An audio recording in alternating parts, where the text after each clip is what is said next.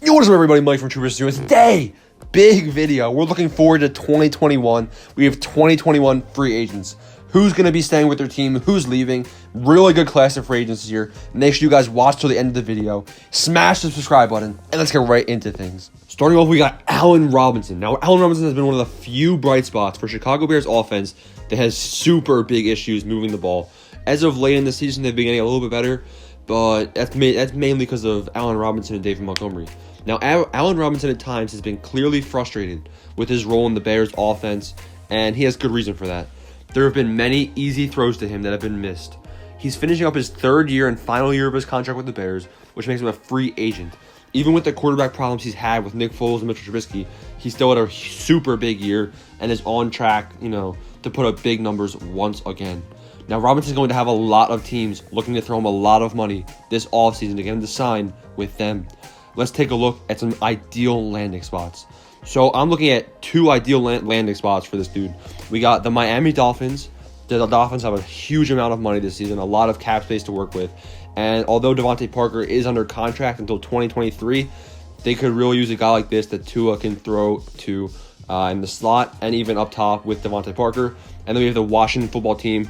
They have Terry McLaurin, but defenses can really just pinpoint Terry McLaurin, and then their quarterback has not a lot of options after that. So I really think that Allen Robinson could go to either of those two teams if he does not stay with Chicago. The only way I see him staying in Chicago is if they do a lot in the draft or a lot of other pieces in free agency, or if they have a quarterback upgrade. The next free agent is another of the best receivers in free agency this year. We have Kenny Golladay. Now, Golladay has been injured for a lot of the season. I had him in fantasy. He's been dealing with a brutal hip injury. It wasn't supposed to be bad, but he's missed like 8 games, something crazy like that. He has 20 catches for 338 yards this year and 2 touchdowns in 5 games. He's only played 5 games this year, which might hurt his case in free agency, but a lot of teams know how good he is. Now, the Lions, every single one of their wide receivers is basically a free agent. Marvin Jones, Danny Amendola, Marvin Hall all joined Kenny Golladay as Lions wide receivers who are set to hit free agency this season. Now, I'm thinking that Kenny Golladay is most likely to leave Detroit. Matthew Stafford's going to probably be leaving Detroit as well, which is something to watch. So, yeah, I think Kenny Golladay ends up in New York. There were a lot of rumors about Kenny Golladay and the New York Giants earlier in the season, and things just didn't work out there. It was supposed to be potential trade rumors. I definitely think that he might end up with New York as a free agent, and New York has a lot of money to spend as well. They actually rank 19th in cap space. They have a little bit of money to work around with, and I think they'll definitely spend that on Kenny Golladay right here. Then we have one of the best free agents, the best free agent of 2021, Aaron Jones. What? Aaron Jones is a free agent? Yup, and he's not going to be with the Packers. I don't think so. Aaron Jones is one of the league's best running backs. But like all running backs, he is heavily dependent on the environment in which he's been placed. Now, Aaron Jones has been running behind a very good offensive line in Green Bay, and he's been catching passes from Aaron Rodgers. Really good offensive line, really good quarterback. Not a lot of running backs have that. So that might not be true if he signs with a different team. So he's a well-rounded threat at running back and a player with little in the way of weakness. He's also been kept pretty fresh by Green Bay. They've been using a bit of a committee with Jamal Williams and A.J. Dillon, so he definitely has some energy left in the tank. He's not really washed up like some running backs get later in the year. And also, Aaron Jones was pretty smart. Aaron Jones watched this offseason in 2020 as fellow draftees Joe Mixon, Dalvin Cook, Alvin Kamara, Christian McCaffrey all signed giant contracts. So Green Bay was pretty smart to hold off because they would have had to pay him a lot of money, and I don't think Green Bay has that money to spend right now. So I'd be super surprised if Aaron Jones ends up with the Packers in 2021. Out of all the teams in the NFL, Green Bay has the 5th least amount of money to spend in free agency, and they're below the cap. Like, they have to make some room for some money. So Aaron Jones, I don't see him coming back to Green Bay. I have no idea where this guy's going to end up. He's going to be such a hot commodity on the market. He's probably going to go to whoever spends the most money. The Jaguars have a ton of money to spend. The Jets, the Patriots. I don't think he's going to go to the Patriots because they have a pretty solid committee of running backs in New England. But the Jets, is Aaron Jones going to want to leave Green Bay and head to the New York Jets? We'll have to see that. And how much is he going to get paid? Probably a ton of money. So I don't expect Aaron Jones to be with the Packers in 2021. Another wide receiver set to hit free agency is JuJu SmithSchuster. Now, Juju's going to hit free agency having just turned 24 years old. He was super young when he entered the league in 2017, so he's still a very young wide receiver. His exact role in the NFL, and even his ceiling, like how good he can be, is still kind of a question mark. His best season came under Antonio Brown when he was the primary threat for the Steelers. So he was kind of the secondary receiver, but really he was having a super good year.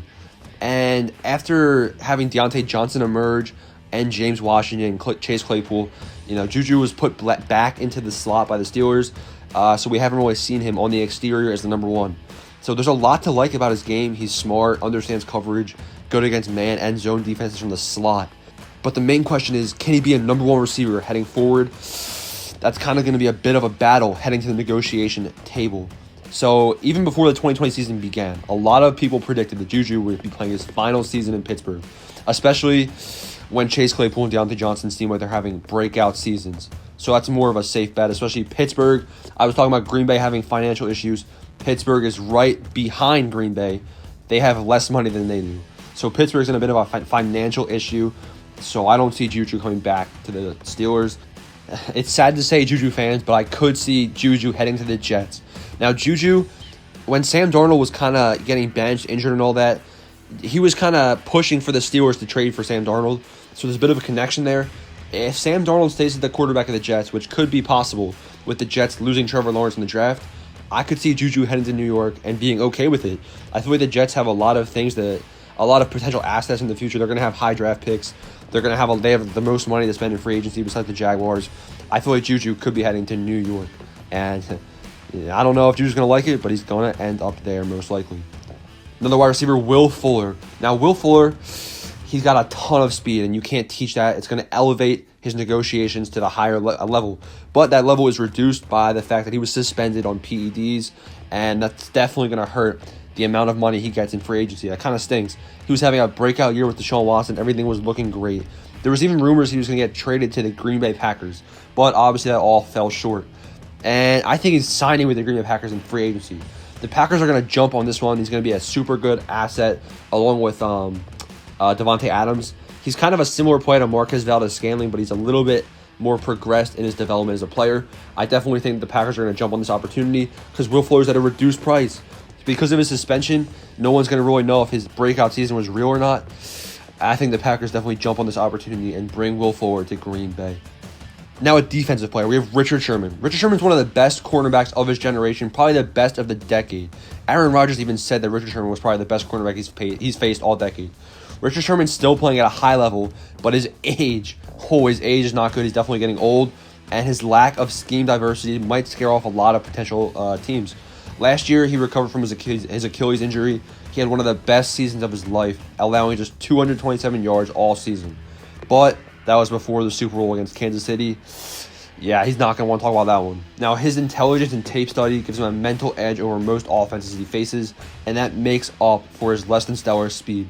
And the kind of defense he plays in San Francisco, he can remain a valuable player even at his age, and he might even attract other teams. Now, he's at the point of his career where he's an old player, so he's gonna sign a short-term deal with contenders until he decides to retire. So what kind of a team would afford Richard Sherman? What kind of team needs a quarterback? They're contending for the title, trying to get better. Honestly, the Miami Dolphins, maybe? I don't know. Maybe the Colts would be a good spot too. Not too many contenders that have a lot of money to spend. Tampa Bay has some money to spend. But besides that, he might even end up in San Francisco again. So biggest spots for Richard Sherman, probably the Miami Dolphins, the Colts, or just staying with the 49ers. But Richard Sherman even said that it's unlikely he remains in San Francisco. He says there are 40 free, this is an exact quote, there are 40 free agents in San Francisco, and they'll probably have $30 million or less in cap space. And they've got to bring back Trent Williams, who cost over $20 million, and they have to pay Fred, who cost $18 million plus. So anybody who knows the situation understands that. So where do you guys think he's going to end up? Even himself says it's unlikely he ends up in San Francisco. So where do you think he's going to end up on a short-term contract? Let me know down below. Ryan Fitzpatrick. After one of the most volatile careers in history, Fitzpatrick has played the best football of his career since 2018, and he's posted some really good stats. His aggressiveness allows playmakers to create chunk plays down the field, but it also allows the defense to make just as many plays on the ball. Still, that style works pretty good with a supporting cast that helps, and Fitzpatrick's actually done a really good job of maximizing his group of playmakers and subpar offensive line in Miami. Now, he could retire this season, but nah, Fitzmagic continues on for 2021, and it seems like he might be even a valuable asset to some teams. He is 38 years old, but he had an $8 million salary in 2020, and I think that's going to go up. I think it might go up a lot, too. I think there's a high chance Ryan Fitzpatrick becomes the next New England Patriots quarterback. Cam Newton is set to hit free agency, and I don't think he's coming back. I think that Bill Belichick pulls the trigger on Ryan Fitzpatrick, and we have Fitzmagic versus Tua in 2021. Wouldn't that be great? So next up, obviously, is Cam Newton. Now, Cam Newton might not be the MVP caliber quarterback he once was, but he's made it clear he still deserves to be in this league. There have been some rough outings, some tough games, but given his circumstances, he's on a new team, a tough offseason, he's worked hard, and he's the worst wide receiver tight end group in the NFL. He also had COVID-19. Not a lot of things have been going right for this guy. He's performed decent enough. Now, I don't know if anyone's going to bite on Cam Newton if he doesn't stay in New England, so I think it might be a bit of a similar situation to what we saw with the Saints signing Jameis Winston as a backup quarterback. I think another team might sign Cam Newton as a backup quarterback as well, maybe even to develop a younger player. We'll see if Cam wants to have that or if he retires. Bud Dupree. So Pittsburgh basically chose to let Bud Dupree walk in free agency the minute they extended defensive lineman Cam Hayward before 2020. Also, TJ Watt could be looking to cash in a huge paycheck. He might even be $30 million a year for a defensive player, and the odds are that TJ Watt's going to get that contract, and it'll probably even be worth it for Pittsburgh. Bud Dupree, they just can't afford him. I could see the Colts signing him to bolster up their super strong defense they already have. Another Steelers player that has to go, Alejandro Villanueva. Now, he's had a really good career in the NFL. After serving in the military, going undrafted, he's worked his way up to one of the league's best left tackles. But it doesn't matter because Pittsburgh does not have the money to retain this very good offensive lineman after they pushed all their chips in on 2020. Now, I wouldn't be surprised if Villanueva, JuJu, and Bud Dupree are all not on the Pittsburgh Steelers in 2021 purely for salary cap reasons. I think the Chargers are a good landing spot for Alejandro Villanueva. Corey Davis. So Corey Davis might never live up to his number 5 overall draft status, but he has become a pretty solid number 2 receiver. His 4-year body of work puts him slightly above average when he's graded against other, receivers at that time in their career. Davis pairs one of the lowest drop rates in the league with one of the lowest catchable target rates, meaning the balls he gets thrown to him have not been that catchable, but he still doesn't drop them. His 2020 breakout year may not be fake. Davis looked the part of a high-volume possession receiver coming out of college, but he works best on the outside running the vertical route, and he's been better than expected in winning in contested situations at the catch point. Now, Davis may never develop into that all-out number 5 overall pick that he was, but, A.J. Brown busted on the scene in 2019 and kind of took over that role as the number 1 receiver for Tennessee, and Tennessee is not going to look back after that. Tennessee is probably going to move on from Corey Davis, especially since A.J. Brown busted out into the situation, and they're going to have a hard time retaining him because Davis, he's earned a pretty solid contract, and honestly, I don't think the Titans are going to be able to offer him the contract he deserves. I think Corey Davis ends up with the Washington football team as a second-string receiver to give a little bit of an edge off for Terry McLaurin. Then we have A.J. Green. Now, A.J. Green, it's brutal. He always gets injured. Something always goes wrong. He didn't have the best season in 2020 because Joe Burrow was injured, and I think he even had some injuries as well. Now, A.J. Green, who's going to want him? I don't know, but they're going to get a bargain. A.J. Green used to be a really good receiver, so if a team can really get him back to his former self, they'll honestly be having a steal because A.J. Green, he's not going to get the biggest deal in free agency. I don't know if he stays with the Cincinnati Bengals, but if he doesn't, then some team is probably going to jump the gun and get a good receiver for a cheap price. As long as they don't get injured, this is probably going to be a good deal for some team. Look for one of the teams who has the most money to spend to get this deal in the works. Kenyon Drake. Kenyon Drake's a huge question mark. In 2019, 2020, the Cardinals decided to franchise tag Kenyon Drake when he was a free agent. They gave him a pretty solid deal as the franchise tag. Now, in 2021, are they going to want to sign him again? Now, a lot of Cardinals fans are a little bit unhappy with the way he plays the game to game, and I kind of agree. He's having a pretty solid season. He might even get 1,000 yards if he has a pretty big game in Week 17 in the NFL. If not, he's going to be just under 1,000 yards. But regardless, Kenyon Drake is a solid running back. The Cardinals do have Chase Edmonds as a backup plan. So I don't know if they're going to keep Kenyon Drake. It's a big question mark. Let me know where you think he's ending up down below. Now, Marvin Jones Jr. So Kenny Golladay is not the only Lions wide receiver headed to free agency. Like I said, the entire offensive wide receiver core is a free agent. But the team is not going to be as hard-pressed to retain Marvin Jones. They're probably going to let him walk. He's going to be 31 years old before the 2021 league year begins on March 17th. And he's been the number 1 receiver this year with Golladay missing much of the season. But he's yet to reach 100 yards receiving in a game. And although he's had 6 targets per contest, no 100-yard games. That's tough. Now, Jones has solid hands. He's only dropped more than 4 passes once in a season, and he's also pretty good after the catch. He gets a lot of yards after contact. He should still be a very good addition to a lot of receiving cores in the league, and he isn't a true number 1 receiver, but he still provides a lot of value. I don't believe he stays in Detroit, and I think he might even end up with one of the top potential cap space teams, like the Jaguars, the Jets, the Patriots, maybe even the Bengals to replace AJ Green. We'll have to see. So those were all the free agents I thought would leave their team in free agency, but there are still 5 guys that are good players, potentially even the best free agents in 2021, and I think they're going to stay with their team. We have Dak Prescott. Now, Dak Prescott obviously had his injury, and what happened after his injury, the team was not performing anywhere near the same. Their offense was not even good anymore.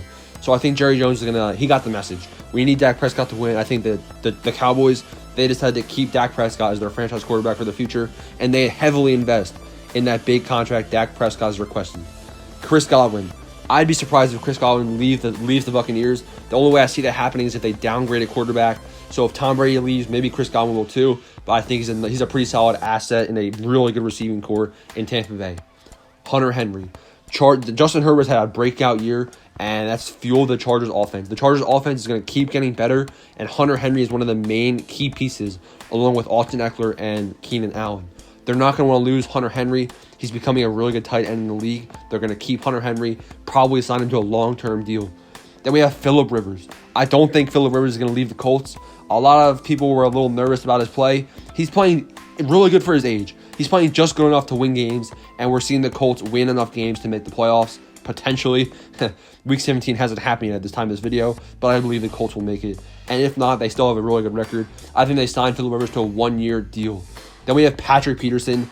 I don't see Patrick Peterson leaving Arizona. He's been a key to that defense for a long time, and he's always been a good player. If he leaves Arizona, I'd be shocked, and that would be a brutal loss for Arizona. They're going to do everything they can to keep Patrick Peterson. All right, guys, thanks for watching. I hope you guys enjoyed this video. Make sure you smash the subscribe button, and let me know where you guys think that the best free agents in 2021 are going to end up down below. Thanks for watching.